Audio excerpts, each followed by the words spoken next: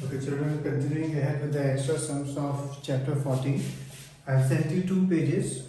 उस पेज में कुछ क्वेश्चंस मैंने कट किए हुए हैं साइड में, वो क्वेश्चंस नहीं करने बिकॉज वो क्वेश्चन ऑलरेडी आप कर चुके हैं टेक्स्ट बुक में एक्स्ट्रा सम्स में. Anyway, the first question is the following marks were obtained by students in a test. The range of the marks is range में हमें हमेशा आपको क्या करना है, maximum value minus minimum value. So इस डेटा में आप देख लीजिए कौन सी मैक्सिमम है कौन सी मिनिमम वैल्यू है एंड दोनों को फिर सब्ट्रैक्ट करना है. In histogram each class rectangle is constructed with the base as. वो जो हिस्टोग्राम बनाते हैं हम लोग, ठीक है, वो जो आप ऐसा बनाते हैं, तो उसमें बोला आपसे पूछा है each class rectangle is constructed with the base. ये जो बेस है ये हम किस उस बेसिस पे लेते हैं, फ्रीक्वेंसी, क्लास इंटरवल, रेंज या साइज ऑफ द क्लास. तो ये चारों में से देखना कौन सा मोस्ट अप्रोप्रिएट है, then you have to write. If the arithmetic mean of this is 10 then x is equal to. तो ऑब्वियसली इनका मीन और ये कितने डिजिट्स हैं, 1 2 3 4 5. तो इन सबको आप ऐड करेंगे, अपॉन क्या लिखना है 5 एंड इक्वल टू क्या लिखेंगे 10. वो आपको मीन दिया हुआ है इसमें. Which of the following is not a measure of central value? Central value मतलब जो हमारी 3 है बेसिकली, वो आपको मालूम है कौन सी है, और इनमें से वो कौन सी है जो वो चीज़ नहीं है. ठीक है, जो 3 है वो आपको मालूम है एंड जो नहीं है, the odd one out, you just have to pick it out. I'm not telling you the answer because फिर तो you will not, I mean there is nothing left to do in the sum then. Question 6.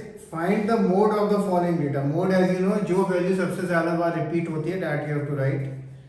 Question number 7. The runs scored by 11 members of a cricket team are this. Find the median of scores. तो सबसे पहले तो obviously आपको इसको किस में arrange करना है, असेंडिंग ऑर्डर में, कम से लेके ज़्यादा तक. एंड देन उसमें 11 मेंबर्स हैं तो ऑड है, तो अकॉर्डिंगली आपको चूज करना है कैसे करना है. ये हम कर चुके हैं, not the specific sum but median के सम आप कर चुके हैं. So you can finish this. Question 8 तो is very simple. Find the mean of the following marks of 10 students. तो इसमें तो आपको बस मीन निकालना है. क्वेश्चन नंबर 9 है, इफ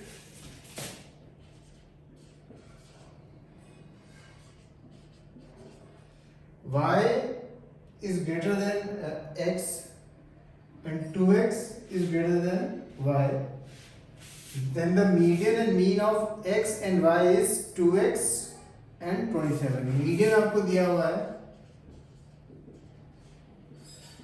2x और आपको मीन भी दिया है उसमें. मीन उसमें क्या दिया है, मीन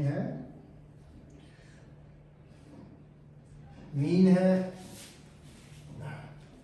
मीडियन दिया है उसने आपको 27 और मीन दिया है आपको 33. ये दो चीज उसने करी है.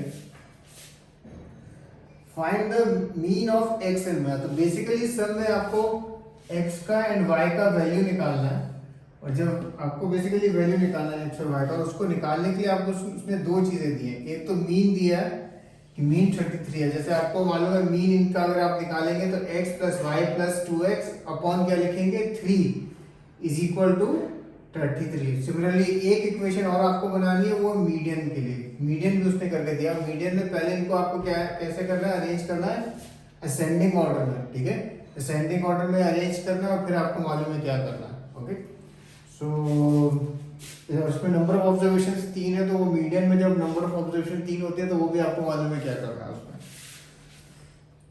Question 13. The weights in grams of 50 apples picked at random or given below.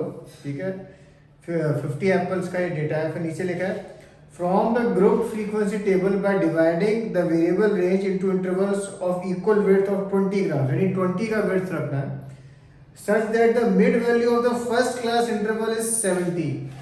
अच्छा, अगर आपको याद हो टेक्स्ट बुक में जितने भी क्वेश्चन थे उसने आपको काफी इजीली क्लास इंटरवल बना के दे दिए थे.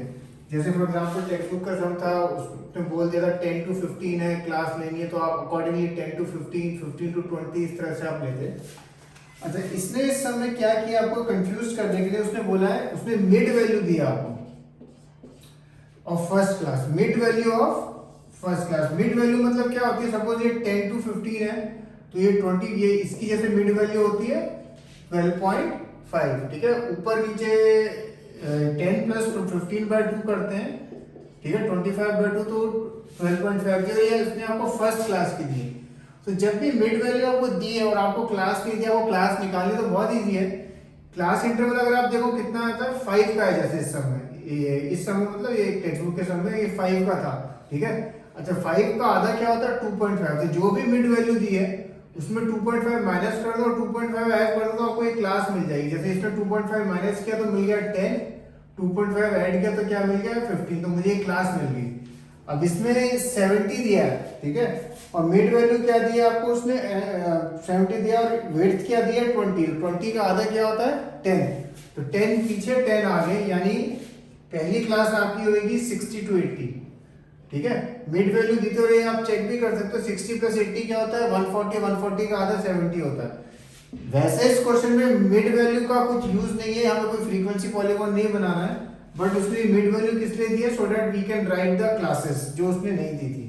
तो 60 to 80 एंड 80 to 100, 100 to 120 ऐसे आप लिखते जाइएगा। और उसमें ऑफ कोर्स आपको देखना है कि जो मैक्सिमम वैल्यू है जहां तक भी जाती है वो आपको लिख के, और फिर आपको जैसे आप क्लासिफिकेशन करते हैं डेटा का वो आपको करते जाना, ठीक है। So this is question number 13। Question number 14, calculate the mean median mode for the following data. तो उसमें तीनों चीजें निकालनी है आपको, मीन भी निकालना है, मीडियन भी निकालना है एंड मोड भी। ऑफ कोर्स मीडियन निकालने से पहले ध्यान रखना, पहले असेंडिंग ऑर्डर में करना, वो कई बार बच्चे भूल जाते हैं। क्वेश्चन 15, 16, 17 नहीं करना है क्योंकि आप ऑलरेडी कर चुके हैं, और 18 भी ऑलरेडी कर। नेक्स्ट क्वेश्चन है question 19, the mean marks out of 100 of boys and girls in an examination are 70 and 73 respectively. If the mean marks of all the students in that examination is 71, then find the ratio of number of boys to the number of girls. Okay. Say let the number of say boys हम बोलते हैं कि x, let the number of girls be y. अब उसने boys के marks का mean दिया है 70, तो अगर हमें वो बॉयज का मार्क्स का टोटल निकालना है, सम ऑफ मार्क्स ऑफ बॉयज अगर हमें निकालना है, तो मीन दिया है 70 और टोटल हमको नहीं मालूम है, या जो भी टोटल है, टोटल ऑफ बॉयज अपॉन कितने बॉयज है x, क्रॉस मल्टीप्लाई, तो ये 70x आ गया, और ये टोटल किसका है बॉयज का, बॉयज के मार्क्स का।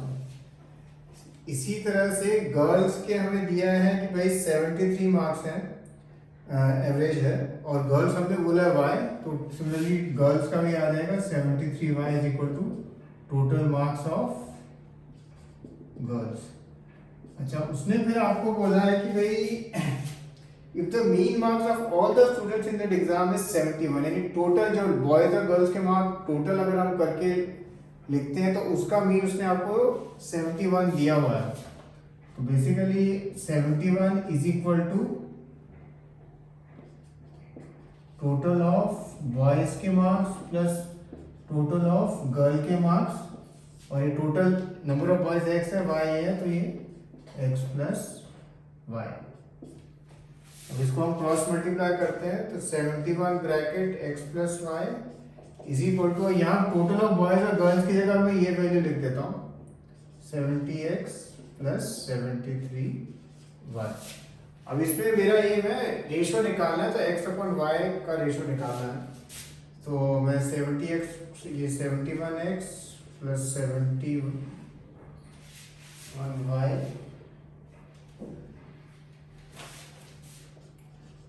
Equal to 70x plus 73y। x की टर्म्स में एक तरफ ले जाता हूँ, y की टर्म्स एक तरफ, तो ये 70 यहाँ जाएगा, माइनस होगा, तो ये x इज इक्वल टू, और ये y इधर जाएगा 2y, and then last step y मैं नीचे ले जाता हूँ, तो ये मेरा रेशो आ जाता है 2:1। Okay, so this is question number 19 basically. Last question, question 20th. The following bar graph represents the budget allocation by government of NCT of Delhi under Ladli scheme, and एक आपको बार ग्राफ बना के दिया है उसने, question है इसके regarding in which year the budget was minimum, in which year the budget was maximum. ये दो क्वेश्चंस के आंसर तो आपको बार ग्राफ से मिलेंगे। And then the third question is which value is depicted by the government by starting the Ladli scheme. जो third question का answer है वो आपको अपना लॉजिक एंड कॉमन सेंस से आपको लिखना है। Okay, so finish these 2 pages before we move ahead.